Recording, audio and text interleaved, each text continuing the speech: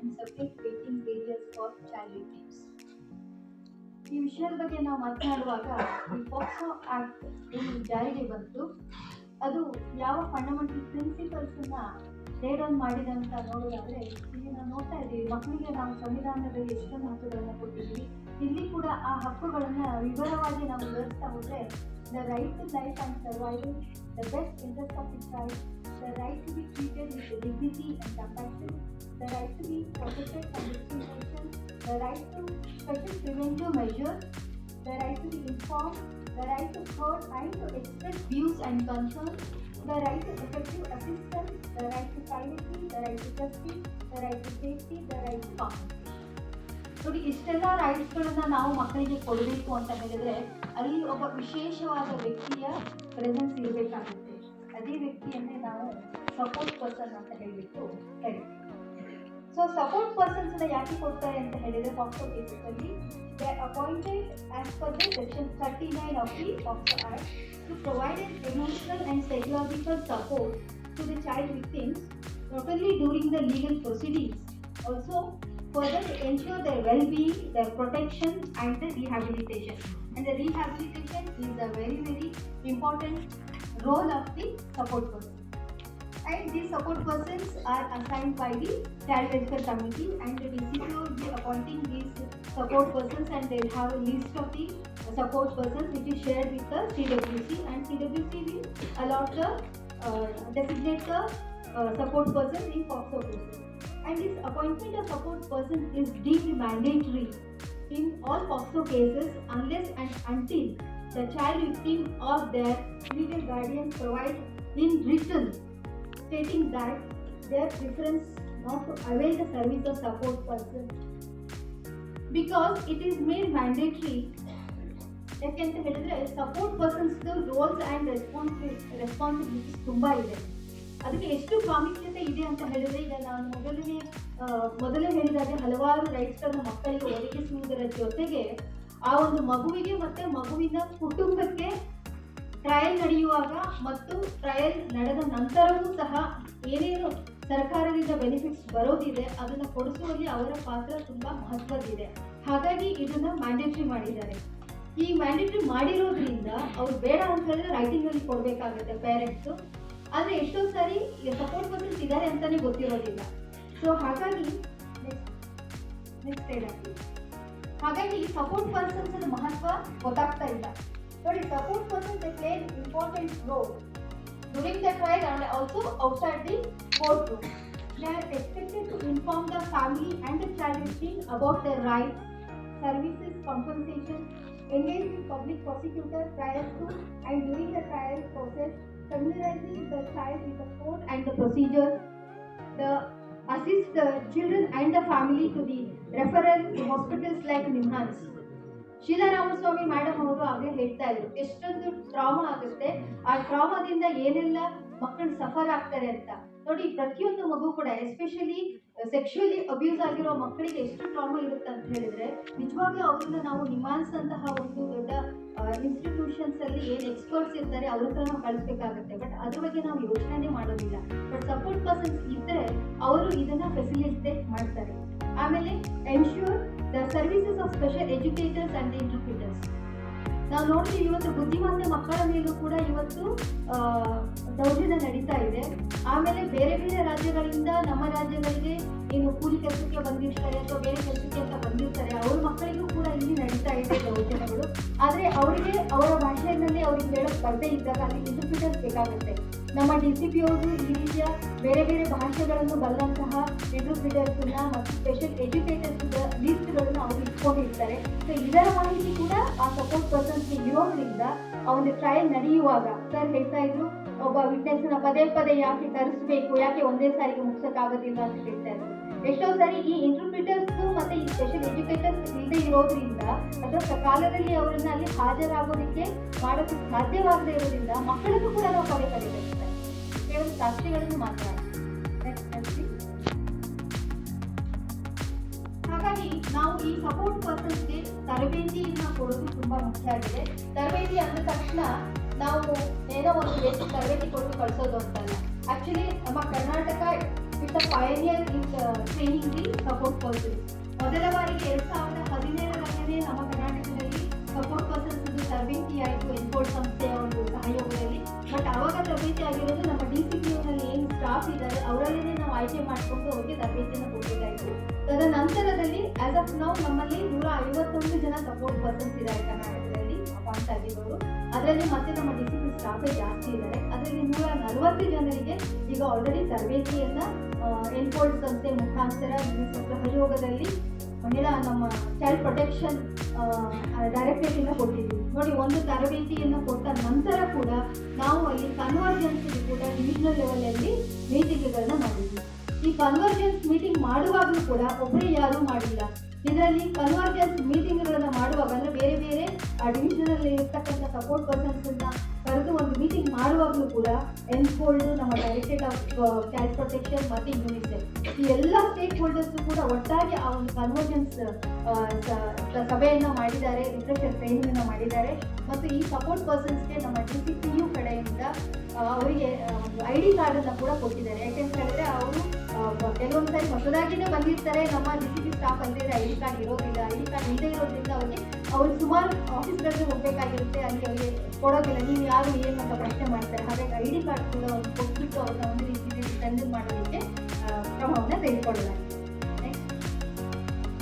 ನಾನು ಈ ಸ್ಲೈಡನ್ನ ಯಾಕೆ ತೋರಿಸ್ತಾ ಇದ್ದೀನಿ ಅಂತ ಹೇಳಿದ್ರೆ, ನೋಡಿ, ಪ್ರತಿದಿನ ಪಾಕ್ಸೋ ಕೇಸಸ್ಸು ರಿಜಿಸ್ಟರ್ ಆಗ್ತಾ ಇದೆ. ಬಹುಶಃ ನಾನು ಮಾತಾಡೋಕ್ಕೆ ಶುರು ಮಾಡಿ ಸುಮಾರು ಒಂದು 5 ನಿಮಿಷ ಆಗಿರ್ಬೋದು, ಒಂದು 50 ಕೇಸಸ್ ಆಗಿರ್ಬೋದು ನಮ್ಮ ಸ್ಟೇಟಲ್ಲಿ ನಾನು ಹೇಳ್ತಾ ಇರೋದು. ಸೊ ಇಲ್ಲಿ ಎಲ್ಲ ಕೇಸಸ್ಸು ಕೂಡ ನಮ್ಮ CWC ಮುಂದೆ ಬರೋದಿಲ್ಲ. ಯಾವ ಒಂದು ಮಗುವಿಗೆ child CMCP child who is in need of care and protection, only they will be presented before the CWC. So CWC ಮುಂದೆ ಬಂದಾಗ ಅವರು ಆ ಕೇಸನ್ನ ನೋಡ್ಬಿಟ್ಟು ಪೇರೆಂಟ್ಸ್ ಒಪಿನಿಯನ್ ತಗೊಂಡು ಅವರು ಅಲ್ಲಿ ಅವರಿಗೆ ಸಪೋರ್ಟ್ ಪರ್ಸನ್ಸ್ನ ಕೊಡ್ತಾರೆ. ನೋಡಿ, ಇವಾಗ 2024 ಜಾನ್ವರಿಯಿಂದ ಡಿಸೆಂಬರ್ ಆ ರೀತಿ ನಾವು ಈ ಕೇಸಸ್ನ ತಗೊಂಡಿದ್ವಿ. ಮತ್ತೆ 2025 ಇಲ್ಲಿಯವರೆಗೆ ಎಷ್ಟು ಕೇಸಸ್ ಬಂದಿದೆ, ಅದರಲ್ಲಿ ಪ್ರೆಗ್ನೆಂಟ್ ಕೇಸಸ್ 310 ಇದೆ 2024ರಲ್ಲಿ, 2025ರಲ್ಲಿ 211 ಇದೆ. ಇಷ್ಟು ಮಕ್ಕಳಲ್ಲಿ ನಾವು ಕೇವಲ 144 ಜನರಿಗೆ ಸಪೋರ್ಟ್ ಪರ್ಸನ್ಸ್ ಲಾಸ್ಟ್ ಇಯರ್ ಕೊಟ್ಟು ಈ ವರ್ಷ 114 ಮಕ್ಕಳಿಗೆ ಸಪೋರ್ಟ್ ಪರ್ಸನ್ಸ್ ಕೊಡಲಾಗಿದೆ. ಮತ್ತು ವಿಕ್ಟಿಮ್ ಕಾಂಪನ್ಸೇಷನ್ ನೆನ್ನೆ ಕೂಡ ಹೇಳ್ತಾ ಇದ್ರು ಸರ್, ಇಡೀ ರಾಜ್ಯದ ದೇಶದ ಒಂದು ವಿಕ್ಟಿಮ್ ಕಾಂಪನ್ಸೇಷನ್ ಒಂದು ಫಿಗರ್ ಹಾಕಿ ಹೇಳ್ತಾರೆ. ಕರ್ನಾಟಕ ತುಂಬಾ ಲೀಸ್ಟ್ ಇದೆ, ಇದರರ್ಥ ಯಾರಿಗೂ ಅದೇ ತೊಂದರೆ ಆಗ್ತಾ ಇಲ್ಲ ಅಂತ. ಇಲ್ಲಿ ಕೂಡ ಕೇವಲ 98 ಹೋದ ವರ್ಷ ಮತ್ತು ಈ ವರ್ಷ ಇಲ್ಲಿಯವರೆಗೆ 92 ಕೇಸಸ್ ಅಲ್ಲಿ ವಿಕ್ಟಿಮ್ ಕಾಂಪನ್ಸೇಷನ್ ಕೊಟ್ಟಿದ್ದೀವಿ. ಮತ್ತು ಸ್ಪಾನ್ಸರ್ಶಿಪ್ ಅಲ್ಲಿ 26 ಪ್ರತಿ ವರ್ಷ.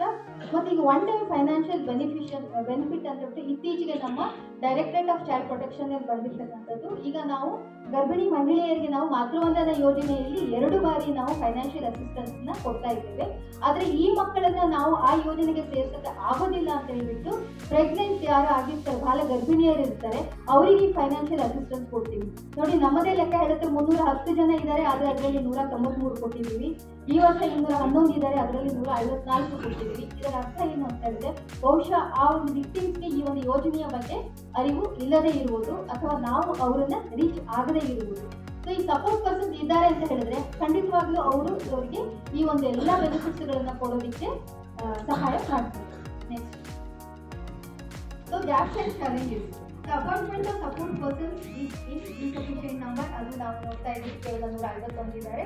ಮತ್ತೆ ಕರ್ನಾಟಕದಲ್ಲಿ ಮೆಜಾರಿಟಿ ನಮ್ಮ DCPO ಯೂನಿಟ್ ಇಂದ ಇದ್ದಾರೆ. ನಮ್ಮ DCPO unit as it is handicapped ಅಂತ ನಾನು ಹೇಳಕ್ಕೆ ಇಷ್ಟಪಡ್ತೀನಿ. ಯಾಕಂದರೆ ಜಿಲ್ಲಾ ಮಟ್ಟದಲ್ಲಿ DCPO ಇದ್ದಾರೆ, ಅವರಿಗೆ ಸ್ಟಾಫ್ ಇದ್ದಾರೆ. ಆದರೆ ತಾಲೂಕು ಮಟ್ಟದಲ್ಲಿ ಅವರಿಗೆ ಗ್ರಾಮ ಮಟ್ಟದವರೆಗೂ ಕೂಡ ಅವರಿಗೆ ಸ್ಟಾಫ್ ಬೇಕಾಗುತ್ತೆ. ಯಾಕಂದರೆ ಚೈಲ್ಡ್ ಪ್ರೊಟೆಕ್ಷನ್ ಅಂತ ಹೇಳಿದ್ರೆ ತುಂಬ ಇಂಪಾರ್ಟೆಂಟ್ ಇಶ್ಯೂ ಇದು. ಅವರಿಗೆ ಅಸಿಸ್ಟ್ ಮಾಡೋದಕ್ಕೆ ಯಾರೂ ಇರೋದಿಲ್ಲ. ಹಾಗಾಗಿ ಎಲ್ಲ ಸ್ಟೇಕ್ ಹೋಲ್ಡರ್ಸನ್ನು ಅವರು ತಮ್ಮ ಒಂದು ವಿಶ್ವಾಸಕ್ಕೆ ತಗೊಂಡು ಕೆಲಸ ಮಾಡಬೇಕಾಗಿರುತ್ತೆ. ಹಾಗಿದ್ದಾಗ ಅವರು ತಮ್ಮ ಸ್ಟಾಫನ್ನು ತಮ್ಮ ಕೆಲಸದ ಜೊತೆಗೆ ಅಡಿಷನಲ್ ಆಗಿ ಸಪೋರ್ಟ್ ಪರ್ಸನ್ ಆಗಿ ಕೆಲಸ ಮಾಡಿದ್ರೆ ಆ ಮಗುವಿಗೆ ನಾವು ಎಷ್ಟರ ಮಟ್ಟಿಗೆ ನ್ಯಾಯ ಒದಗಿಸ್ತೀವಿ ಅಂತ ಹೇಳ್ಬಿಟ್ಟು ಯೋಚನೆ ಮಾಡಬೇಕಾಗುತ್ತೆ. And lack of awareness among the support person among the stake holders.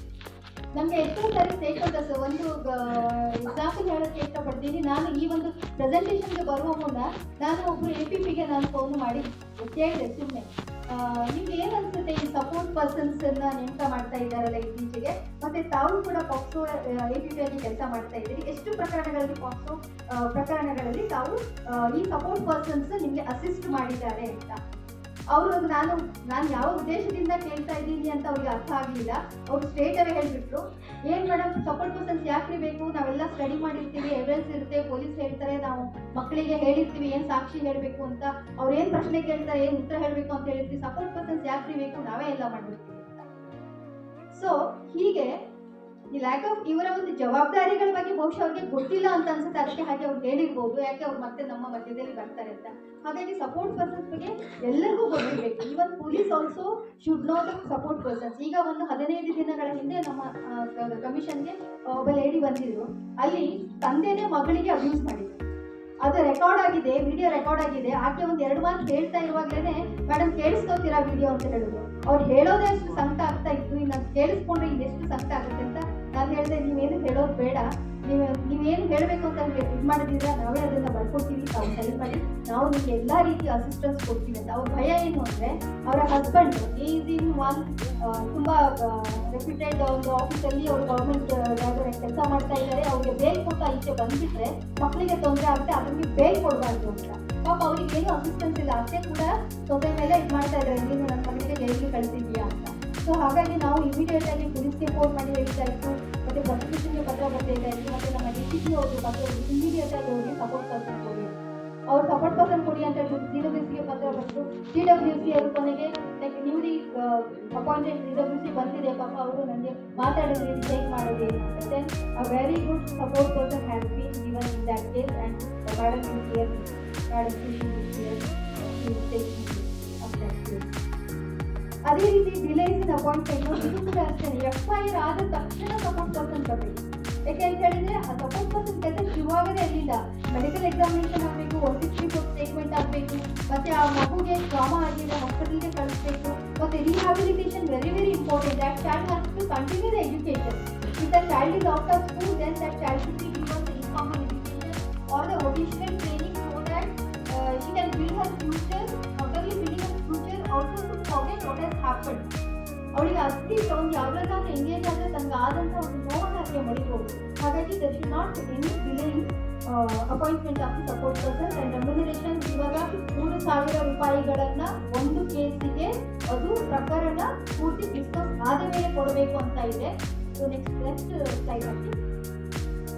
So ಹಾಗಾಗಿ ನಾವು ಎಲ್ಲ ಇಲ್ಲಗಳ ಮಧ್ಯದಲ್ಲಿ ಒಂದೇ ಒಂದು ಇದೆ ಅನ್ನೋ ಒಂದು ವಿಚಾರವನ್ನೇ ಜಾಸ್ತಿ ಮಾತಾಡಿದ್ರೆ ಖಂಡಿತವಾಗಿ will find wave of hope. So appointment of the support person should be a regular procedure. ನಾವು ನಮ್ಮ ಸ್ಟೇಟಿಸ್ಟಿಕ್ಸ್ಗಳಲ್ಲಿ ಕರೆದಿದ್ವಿ, ಯಾರು ಅಪ್ಲಿಕೇಶನ್ ಹಾಕಲಿಲ್ಲ ಅಥವಾ ಕಡಿಮೆ ಜನ ಹಾಕಿದ್ರು ಅಂತ. ಸೊ ಒಂದ್ಸಾರಿ ಕರೆದ್ರೆ ಅದು ಆಗೋದಿಲ್ಲ, ಅಪ್ಲಿಕೇಶನ್ ಬರೋದಿಲ್ಲ. ಆ್ಯಂಡ್ ಮೋರ್ ಓವರ್ ನಾವು ಅದರಲ್ಲಿ ಏನು ಬರೆದಿರ್ತೀವಿ, ಸಪೋರ್ಟ್ ಪರ್ಸನ್ ಕರೆದಿದ್ದೀವಿ, ಇಂಥ ಕ್ವಾಲಿಫಿಕೇಷನ್ ಇದೆ, ಇಷ್ಟು ಸಂಬಳ ಕೊಡ್ತೀವಿ ಅಂತ ಇಷ್ಟೇ ಇರುತ್ತೆ ಹೊರತು ಅವ್ರದ್ದು ರೋಲ್ಸ್ ಆ್ಯಂಡ್ ರೆಸ್ಪಾನ್ಸಿಬಿಲಿಟೀಸ್ ಅಲ್ಲಿ ಏನು ಇರೋದೇ ಇಲ್ಲ. ಸೊ ಹಾಗಾಗಿ ಏನಿದೆ ಇಷ್ಟು 3,000 ಕೊಡ್ತಾರೆ ಯಾಕೆ ಅಂತ ಯಾರು ಅಪ್ಲಿಕೇಶನ್ ಹಾಕೋದಿಲ್ಲ.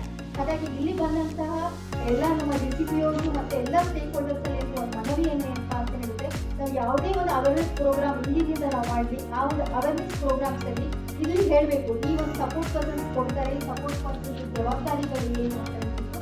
ಜೊತೆಗೆ ಈ support persons they are expected to have a post graduation in child psychology, child development, psychology ಆ ಥರ ಇದೆ. ಸೊ ಈ ರೀತಿಯ ಒಂದು ಡಿಗ್ರಿಗಳನ್ನು ಅವಾರ್ಡ್ ಮಾಡುವಂಥ ಕಾಲೇಜ್ಗಳಲ್ಲಿ ಕೂಡ ನಾವು ಅದರ ಬಗ್ಗೆ ಒಂದು ಅವೇರ್ನೆಸ್ ಕೊಟ್ಟರೆ ಆ ಫೈನಲ್ ಇಯರ್ ಸ್ಟೂಡೆಂಟ್ಸು ಅದು ಮುಗಿದ ನಂತರ ಅವರು ನಮಗೆ ಸಪೋರ್ಟ್ ಪರ್ಸನ್ ಆಗಿ ಮುಂದೆ ಕೆಲಸ ಮಾಡೋದಕ್ಕೆ ಬರಬಹುದು ಅಂತ ಒಂದು ಆಸೆ ಇದೆ. ಅದರ ಜೊತೆಗೆ FIR ಆದ ತಕ್ಷಣ ಏನು ಫಾರ್ಮ್ ಏನು ಕೊಡಬೇಕಾಗುತ್ತೆ, ಪೊಲೀಸ್ ಅವರು ಸಪೋರ್ಟ್ ಪರ್ಸನ್ನ ಇವ್ರು ಬೇಕು ಬೇಡ ಅಂತ ಹೇಳಿಬಿಟ್ಟು ಜಡ್ಜಸ್ ಕೇಳಬೇಕು. ನಮ್ಮ ಹತ್ರ FIR ಬಂದ ತಕ್ಷಣ ಪಾಕ್ಸೋ ಕೋರ್ಟ್ ಜಡ್ಜ್ FIR ಜೊತೆಗೆ ಫಾರ್ಮ್ A ಇದೆಯಾ ಇಲ್ವಾ ಅಂತ. ಇನ್ ಕೇಸ್ ಫಾರ್ಮ್ Aದಲ್ಲಿ ಅವರು ಬೇಡ ಅಂತ ಹೇಳಿದ್ದಾರೆ ಅನ್ನೋದಾದರೆ ಆ ಒಂದು ಫ್ಯಾಮಿಲಿಗೆ ನಾವು CWCಯಿಂದ ಅಥವಾ ನಮ್ಮ DCPಯಿಂದ ಕೌನ್ಸಿಲಿಂಗ್ ಮಾಡಿಸ್ಬಿಟ್ಟು ನಾವು ಅವರಿಗೆ ಸಪೋರ್ಟ್ ಪರ್ಸನ್ ಅವರ ಇಂಪಾರ್ಟೆನ್ಸ್ ಬಗ್ಗೆ ಅವರಿಗೆ ನಾವು ಹೇಳಬೇಕಾಗುತ್ತೆ. ಜೊತೆಗೆ ಅವ್ರಿಗೆ ರೆಮ್ಯುನರೇಷನ್ ಕೊಡುವ ಒಂದು ಫೈಲ್ ಇವಾಗ ಫೈನಾನ್ಸ್ ಡಿಪಾರ್ಟ್ಮೆಂಟಲ್ಲಿ ಪೆಂಡಿಂಗ್ ಇದೆ. ನನಗನ್ಸುತ್ತೆ even finance department also have to be given awareness on the importance of the roles and responsibilities of the support person so that they clear the file as early as possible. ಮತ್ತು support ಪರ್ಸನ್ಸ್ಗೆ ಕೇಸಲ್ಲಿ connection ಆದರೆ ಅವರಿಗೆ ಒಂದು incentive ಕೊಡುವಂಥದ್ದು ಇರ್ಬೋದು, ಅಥವಾ ಆ letter of application also be given to them.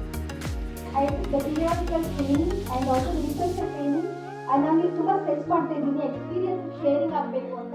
ಯಾಕಂದರೆ ಎಕ್ಸ್ಪೀರಿಯನ್ಸ್ ಶೇರಿಂಗ್ ಆಗಿಲ್ಲ ಅಂದ್ರೆ the best practices will not come into picture.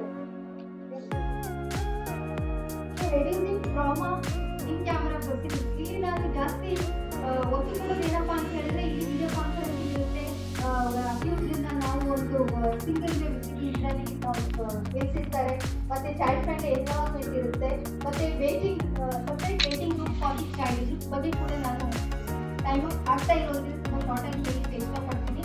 ಇಲ್ಲಿ ನಾವು ಏನು ಫಿಸಿಕಲ್ ಇನ್ಫ್ರಾಸ್ಟ್ರಕ್ಚರ್ ಕೊಡ್ತಾ ಇದೀವೋ ಅದಕ್ಕಿಂತ ಹೆಚ್ಚಿನ ಒಂದು ಒತ್ತನ್ನ ಆ ಮಕ್ಕಳ ಜೊತೆ ನಾವು ಹೇಗೆ ನಡ್ಕೊಳ್ತೀವಿ ಇಲ್ಲಿಂದ ಇನ್ ಕ್ಯಾಮರಾ ಪ್ರೊಸೀಡಿಂಗ್ಸ್ ಅಲ್ಲಿ ಅದು ತುಂಬ ಮುಖ್ಯ ಆಗುತ್ತೆ. ಯಾಕಂತ ಹೇಳಿದ್ರೆ ಮಗು ಬಂದ ತಕ್ಷಣ ನಾವು ಅಲ್ಲಿ ವೇಟಿಂಗ್ ರೂಮ್ ಅಂತ ಹೇಳ್ತೀವಲ್ಲ, ಆ ವೇಟಿಂಗ್ ರೂಮ್ ಎಷ್ಟೋ ಜನ ಮಕ್ಕಳಿಗೆ ವೇಟಿಂಗ್ ರೂಮ್ ಇದೆ ಅನ್ನೋದೇ ಗೊತ್ತಿಲ್ಲ. ಆ ಒಂದು ವೇಟಿಂಗ್ ರೂಮ್ ನಲ್ಲಿ ಎಲ್ಲಾ ರೀತಿಯ ಫೆಸಿಲಿಟೀಸ್ ಇದೆ, ಆಟದ ಸಾಮಾನು ಇದೆ, ಓದಕ್ಕೆ ಬುಕ್ಸ್ ಇದೆ, ಅಲ್ಲಿ ಟಿವಿ ಇದೆ, ಫ್ರಿಡ್ಜ್ ಇದೆ, ಕಿಚನ್, ಎವ್ರಿಥಿಂಗ್ ಇರುತ್ತೆ. ಬಟ್ ಆ ಮಕ್ಕಳಿಗೆ ಆಗಲಿ ಅಥವಾ ಅಲ್ಲಿ ಅವ್ರನ್ನ ಕರ್ಕೊಂಡು ಹೋಗ್ಬೇಕು, ಯಾರು ಗೈಡ್ ಮಾಡಬೇಕು ಅಂತ ಅನ್ನೋದು ಯಾವುದೂ ಇಲ್ಲ.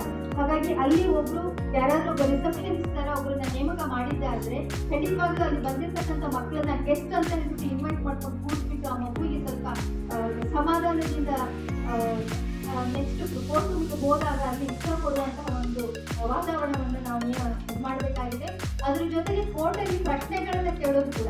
ನನಗೆ ತುಂಬಾ DCPOಸ್ಗೂ ಕೂಡ ನಾನು ಇಲ್ಲಿ ಬರುವಾಗ ಪ್ರಶ್ನೆ ಕೇಳಿದ್ರೆ ಹೇಳಿದ್ರು, ಇಲ್ಲ ಎಲ್ಲ ಕಡೆಗೂ ಅಂದ್ರೆ ಹೆಚ್ಚು ಕಡಿಮೆ ಜಡ್ಜಸ್ ಕೇಳ್ತಾ ಇದ್ದಾರೆ, ನೇರವಾಗಿ ಅಡ್ವೊಕೇಟ್ಸ್ ಕೇಳ್ತಾ ಇಲ್ಲ ಪ್ರಶ್ನೆ ಅಂತ. ಬಟ್ ಅಡ್ವೊಕೇಟ್ಸ್ ಕೇಳಬಾರ್ದು, ನೇರವಾಗಿ ಪ್ರಶ್ನೆ ಜಡ್ಜಸ್ ಮುಖಾಂತರನೇ ಕೇಳಿಸ್ಬೇಕು. ಯಾಕಂದ್ರೆ ಅಡ್ವೊಕೇಟ್ಸ್ಗೆ ಟ್ರೈನಿಂಗ್ ಆಗಿಲ್ಲ ಒಂದು, ಎರಡನೇದು ಅವರಿಗೆ ತಮ್ಮವ್ರನ್ನ ಗೆಲ್ಲಿಸ್ಬೇಕಾಗಿರುತ್ತಲ್ವಾ. ಸೊ ಹಾಗಾಗಿ ಅವರು ಎಷ್ಟು ರ್ಯಾಶ್ ಆಗಿ ಮತ್ತೆ ಆ ಒಂದು ಮಗುವಿನ ವಯಸ್ಸು, ಆ ಒಂದು ಎಷ್ಟು ಸ್ವರೂಪ ಆಗಿದೆ, ಯಾವ ಒಂದು ಗಂಭೀರ ಸ್ವರೂಪದ ಗಾಯ ಆಗಿದೆ ಮಗುಗೆ ಮನಸ್ಸಿನ ಮೇಲೆ, ದೇಹದ ಮೇಲೆ ಅನ್ನೋದು ಕೂಡ ತಲೆಯಲ್ಲಿ ಇಟ್ಕೊಂಡೆ ಪ್ರಶ್ನೆಗಳನ್ನು ಕೇಳೋದ್ರಿಂದ ಮತ್ತೆ ಮಕ್ಕಳಿಗೆ ಹೆಚ್ಚಿನ ಒಂದು ಟ್ರಾಮಾ ನಾವು ಕೊಡ್ತೀವಿ.